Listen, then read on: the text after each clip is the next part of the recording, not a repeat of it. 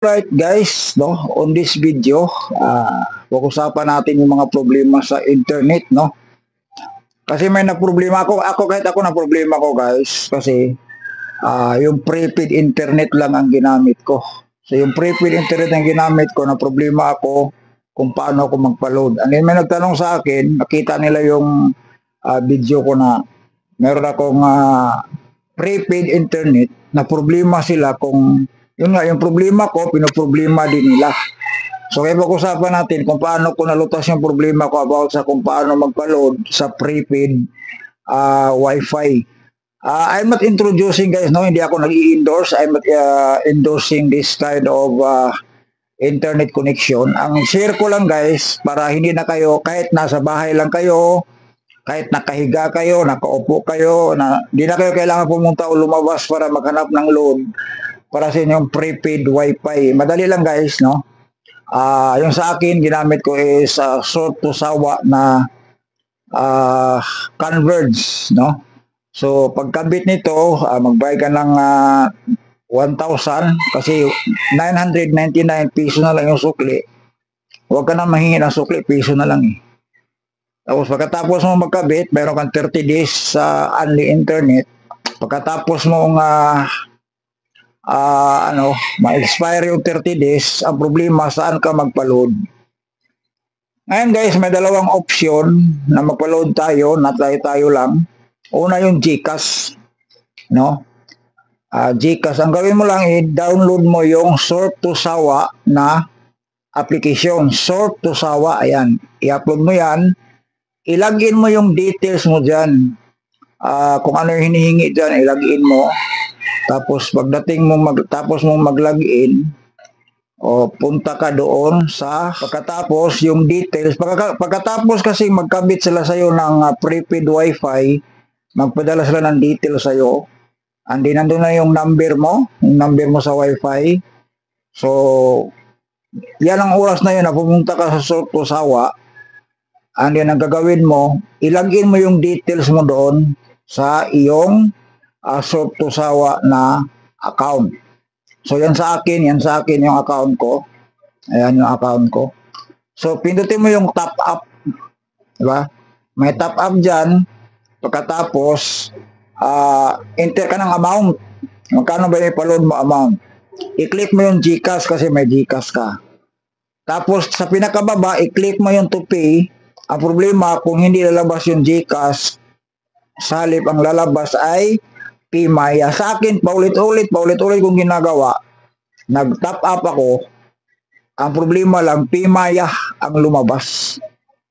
Sumasakit na yung ulo ko. Naghanap ako ng mga maglulod. Pero mahirap magtiwala ngayon kasi pira yun. Hindi man sana nagdududa ako. Pero yung mga account kasi sa mga naglulod, di kasigurado kung ano ba to, tapos wala akong kakilala talaga na personally na kailan saan ako magpa-load. Sinubukan ko na i-screenshot. Okay, i-screenshot ko yung PMaya. So, i-screenshot ko yung PMaya na QR code. Kasi QR code ang lalabas eh. So, yung QR code, i-screenshot ko. Tapos, sinubukan kong pumunta doon sa PMaya kasi may PMaya ako, may GCash ako, may bank account ako dyan dito sa cellphone ko. Kasi sa YouTube, kailangan natin ng bank account, kaya nandito sa cellphone ko lahat. PMaya, GCash at saka bank account ko sa video. So ngayon, sinubukan ko pumunta ko doon sa PMaya. Pinindot ko yung QR code sa PMaya, tapos upload QR code, pasok siya. Ang problema lang, wala akong balance sa PMaya. So pumunta muna ako sa video ko nga apps, nagpa-load ako ng 300 doon sa aking PMaya. Tapos bubalik ako doon sa PMaya ko. Yung QR code na in-scan ko, pinagpatuloy ko. Ito ang gawin na, punta ka sa PMaya, pindutin mo yung QR code sa PMaya, click mo yung upload QR code, tapos mapunta ka sa gallery, kung saan doon yung screenshot mo sa QR code na binigay doon sa ano sa uh, Sort to Sawa na apps. Tapos gi-upload ko siya. Nung nag-upload siya, nakalagay na yung details doon sa baba sa Pimaya ko, nandoon yung balance ko.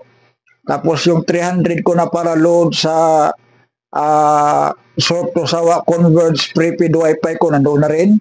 Tapos sinubukan ko i-click yung pay, nagbayad ako. Nung sinabing successful, binalikan ko yung aking Sort to Sawa account. So pagdating ko sa Sort to Sawa account, mayroon akong balance. So mayroon pang ngayon nga may 50 pa yan, may 50 pa ako din na balance ko sa Sort to Sawa apps ko.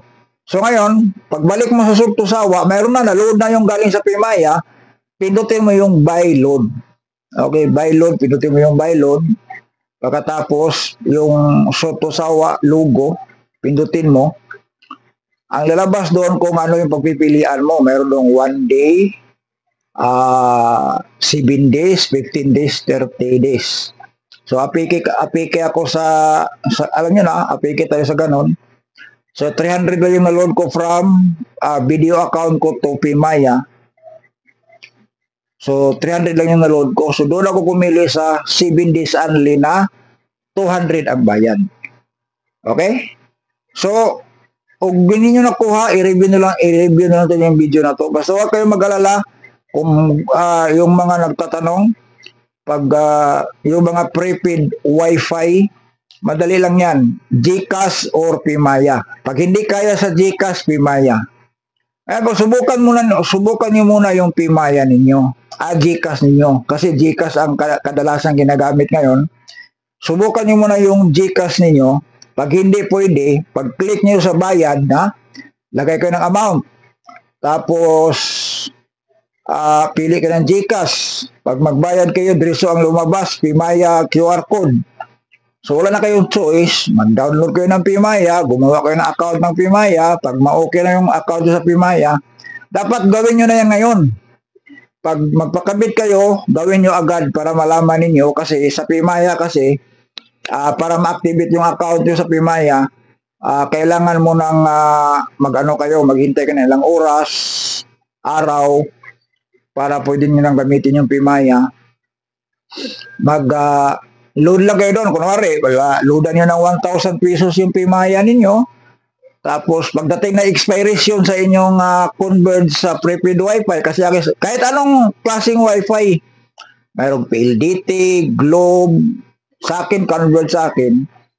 So, para pagdating ng panahon na kailangan nyo na mag-load, 1 day before mag-load kayo para before expiration o before expiration, anong oras, kunwari, ma-expire ng alas 3 ng hapon, edi alas 12 ng tanghali, mag-ano na kayo, mag-download, mag-load na kayo sa inyong prepaid wifi para hindi mawala yung signal. Para hindi kayo maputulan ng signal. Kasi paano kayo mag-load kung wala na kayong signal? Kaya dapat advance lagi yung load ninyo kasi kunwari alas 3 ng hapon ma-expire. Saka ka na mag-load kung ma-expire na. Wala ka ng signal. Paano ka maka-load? Paano ka makapagbukas ng apps para ka mag-load ng inyong prepaid wifi? Kaya kung ano man Globe or ano man yung ano ninyo, subukan ninyo. Basta sa akin prepaid wifi Converge, ito yung ginagawa ko. No? I-top up nyo na lang sa QR code, upload ninyo yung QR code na binigay doon sa Sort to Sawa apps para makapag-load kayo personal, hindi na kayo maghanap sa sakit. Ako sumakit yung ulo ko, nakanap ako sa Facebook para duda ako yung mga profile nila, hindi naman kompleto. Hindi naman sa kasi alam naman natin ngayon maraming scammer. Siyempre, tayo na, wala naman tayong regular na kita, umasa lang tayo sa YouTube, paano kung may scam tayo? Di wala na, nga.